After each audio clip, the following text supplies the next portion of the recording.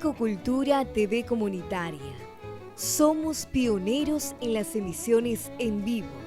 Desde el Paraguay, estamos adelantados en el tiempo y paso a paso vamos demostrando el potencial de la TV digital por Internet. La televisión digital interactiva es el futuro de la TV en todo el mundo. Nosotros, nuestro sencillo equipo humano de TV comunitaria, nos hemos adelantado en el tiempo. Y en el 2008, cuando nadie aún descubría el potencial del más grande portal del mundo en comunicación instantánea de audio y de imágenes, YouTube, ya teníamos 1 año y 200.000 visitas. En alianza con canales en la web, de contenido educativo y de valores, hemos superado las 10 millones de visitas.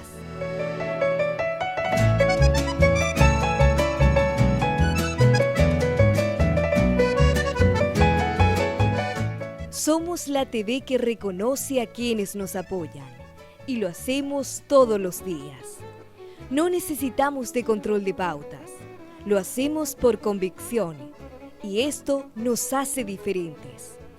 Así como otros tipos de televisión sin moral, llenos de violencia y antivalores, se han adueñado del entretenimiento de millones de televidentes sin opción a elegir programas. Hoy eso ha cambiado y los sistemas satelitales de bajo costo, los teléfonos inteligentes, las computadoras, las tabletas y nuevas tecnologías nos llenan de información instantánea.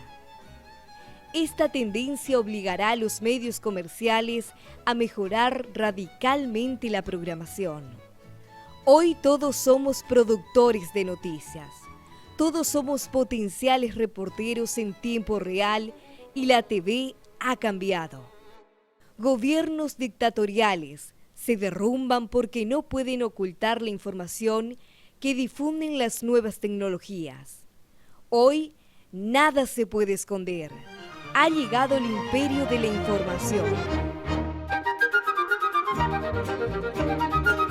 Ecocultura inició en el 2008 y recordamos algunas opiniones que decían: ¿en YouTube no más? Convencidos lo reiteramos. En YouTube, Facebook, Twitter, Vimeo, Justin TV y otros. Y vamos avanzando. Somos la TV que da oportunidad a todos.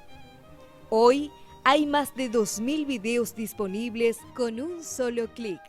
Te invitamos a que te sumes al equipo, así como lo han hecho empresarios visionarios en Paraguay y en el mundo.